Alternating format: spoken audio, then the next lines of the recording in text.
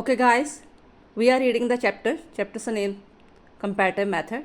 We have already studied what is the meaning of comparative method, its nature, its scope, and its utility. Now, in this video, we will read what do you mean by comparative method, discuss the difficulties in the way of comparative method. Limitation of the comparative method or difficulties in the way of comparative method. There is no doubt that the comparative method is life and soul of comparative politics. Yet the comparative method has its own limitation and the difficulties which come in the way of its adoption can be divided under the following headings. First problem of anonymity. Anonymity means कि same एक ही नाम होता है politics में, words वगैरह कह लो, terminology, but वो हर जो स्कॉलर है, हर जो थिंकर है, अपने अपने अकॉर्डिंग उसे डिस्क्राइब करता है. एग्जाम्पल तौर पर इनपुट है और आउटपुट हम पढ़ते हैं मॉडर्न थ्योरी के अकॉर्डिंग, इनपुट एंड आउटपुट को, ठीक है. बट डेविड ईस्टन जो है वो इनपुट आउटपुट को अपने अकॉर्डिंग एक्सप्लेन करता है कि हर जो गवर्नमेंट है, हर गवर्नमेंट का जो सिस्टम होता है वो क्या काम करती है, इनपुट को आउटपुट करने का काम करती है, लेकिन वो अपने वे ऑफ मेथड में एक्सप्लेन करता है.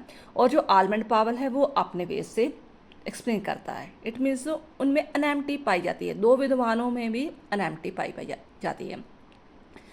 The scholar of the comparative politics have made use of so many new concepts like input and output, allied system, new concept as a result of which so many new words and terminologies have been included in the literature of the political science.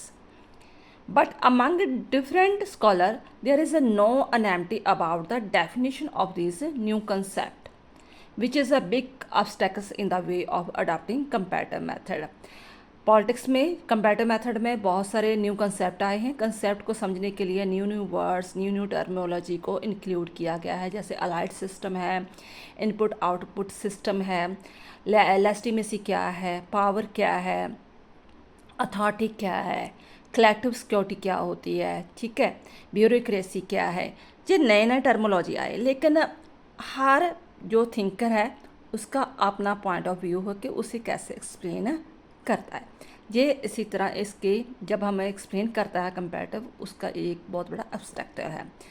Gap between the theory and practice. How you find so many theoretically similarities among the political system of different countries. चाहे जैसे England और India में जो parliamentary system same है, लेकिन उनका workout जो है ग्राउंड लेवल में बिल्कुल डिफरेंट है, प्रैक्टिस अलग है. इसी तरह एग्जांपल आ सकती है इंग्लैंड का बादशाह और अमेरिका का जो प्रेसिडेंट है, ठीक है. थियोरेटिकली सिमिलैरिटीज़ है बट प्रैक्टिकली अलग है.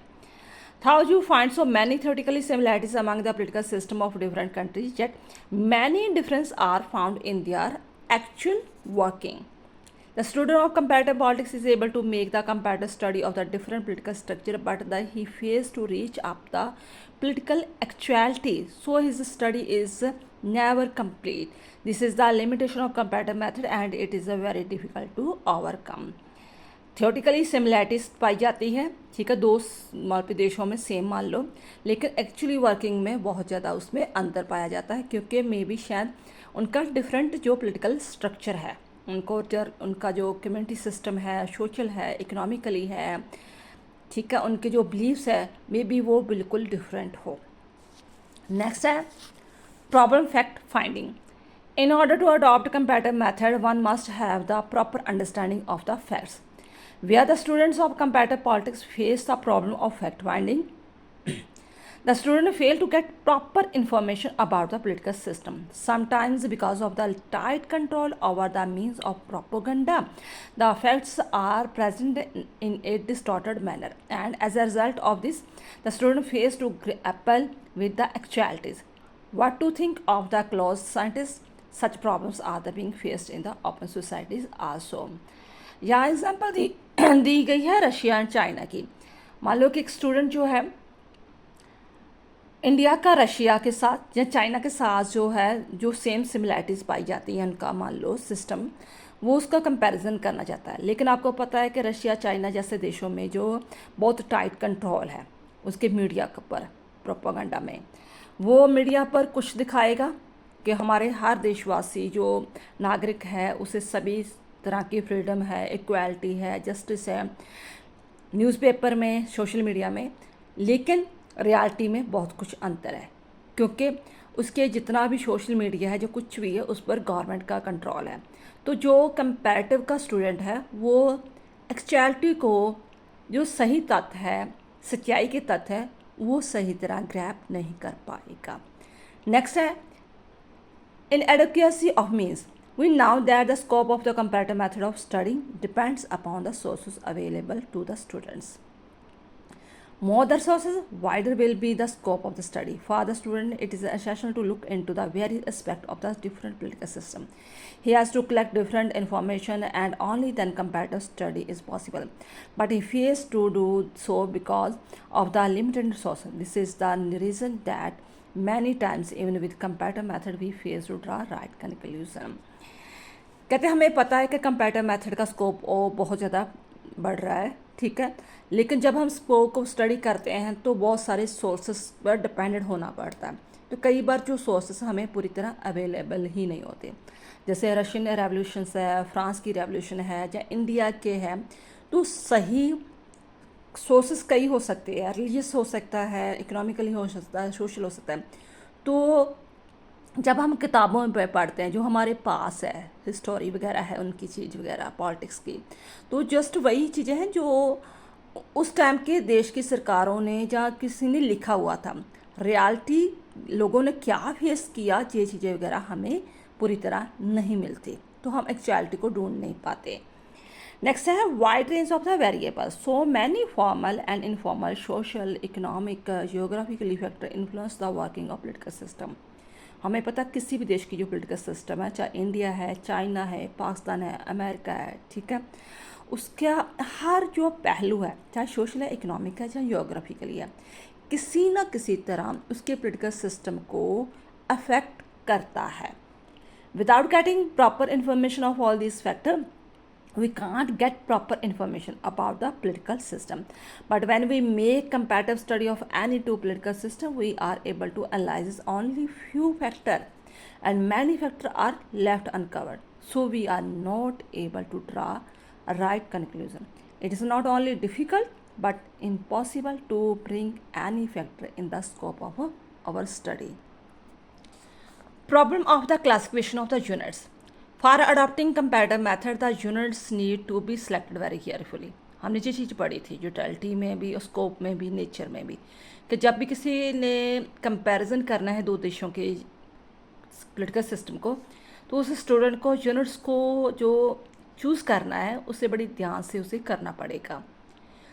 There must be proper relationship among the units selected for the comparison.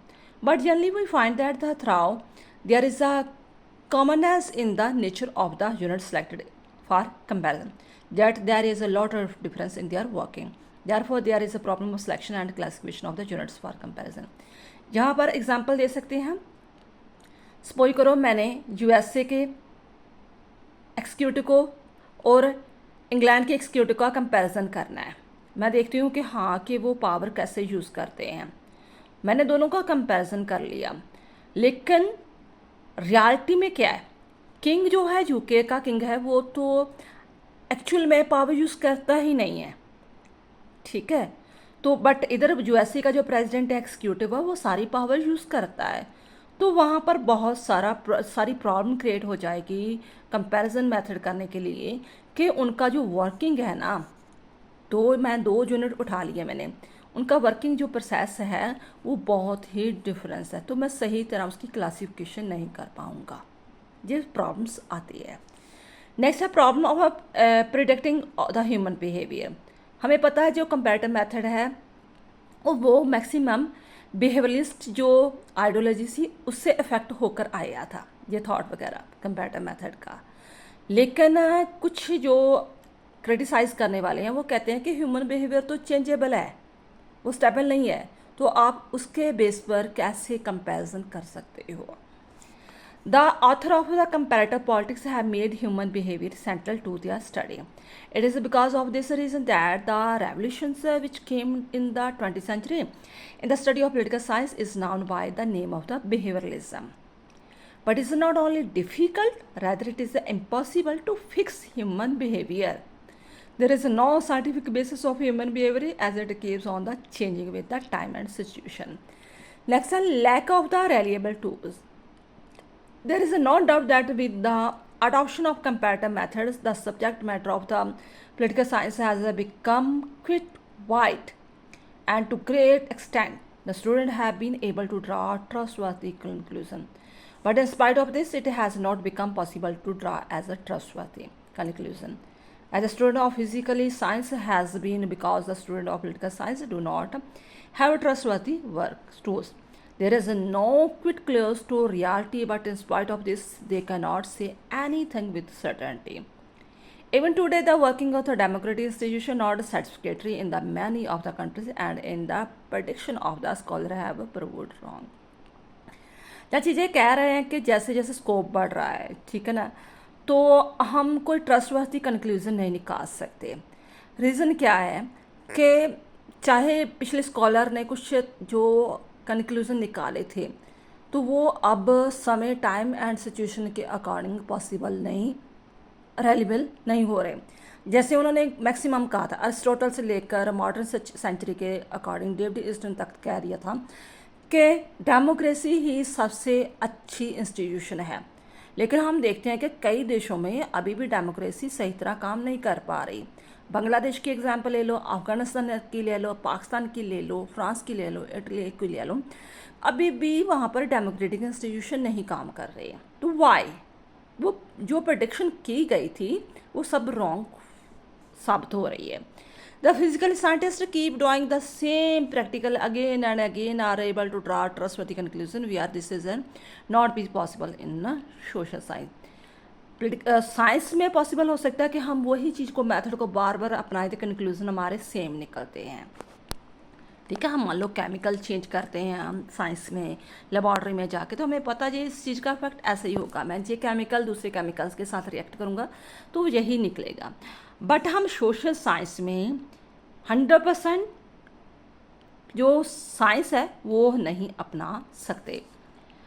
अनवाइडली scope in the 20th century, due to the revolutions which came into the study of comparative politics and also due to their interdisciplinary study, आपको पता है interdisciplinary study क्या होती है कि वो मानते हैं कि political science को हम सिर्फ किसी देश की पॉलिटिक्स को पढ़ के, उसका कॉन्स्टिट्यूशन पढ़ के हम उसका सर्वे सही तरह नहीं कर सकते। हमें उसका हिस्ट्री भी पढ़नी पड़ेगी, इकोनॉमिक्स भी पढ़ना पड़ेगा, रिलीजियस भी पढ़ना पड़ेगा, कास्ट सिस्टम कैसे इफेक्ट करता है, ह्यूमन बिहेवियर कैसे करता है, ये भी स्टडी करना पड़ेगा। इट मीन्स पॉलिटिकल साइंस जो इंटरडिसिप्लिनरी स्टडी बन चुकी है। The scope of comparative politics has become almost अनवाइडली and it has become difficult to fix its boundary. इसकी हम अब कोई बाउंड्री भी नहीं कर सकते कि पॉलिटिकल साइंस कहाँ तक इसकी बाउंड्रीज है। The student of comparative politics face to decide what to include and what not to include in scope. तो वो जब कंपैरेटिव करना चाहता है कोई स्टूडेंट जो है, तो वो कंफ्यूज हो जाता है कि मैं कौन कौन सी चीज़ें को इंक्लूड करूँ या किस चीज़ को ना करूँ, इसकी बाउंड्री कहाँ तक है पॉलिटिक्स की। But in spite of the problem of limitation discussed above, we cannot ignore the importance of comparative method. The comparative method has made the possible the comparative study of various political systems, as a result of which theory building has become possible. The prevalent political theory have been revalidated and the similarity dissimilarities among the various political systems have been clarified. Professor Rusto is of the opinion that the problem of the comparison can be solved. जो हमारी ये problems आ रही है ना, 9 problems show कर रहे हैं, ये कहते हैं सॉल्व हो सकती है, ये नहीं कि चीज़ें सॉल्व नहीं हो सकती। So while keeping in mind the importance of comparative method, effort should be made to remove the limitation और the problems which come in the its way. ये आपका चैप्टर हो गया कंप्लीट। क्वेश्चन देख लो कैसे क्वेश्चन आ रहे हैं। What do you mean by comparative method, discuss it's the main characteristics, Define comparative method and discuss the scope and limitation. Define comparative method, explain its importance and limitation. Explain the meaning, scope, utility of the comparative method. And last question, what do you mean comparative method? Discuss difficulty in the way of a comparative method. Thanks, beta.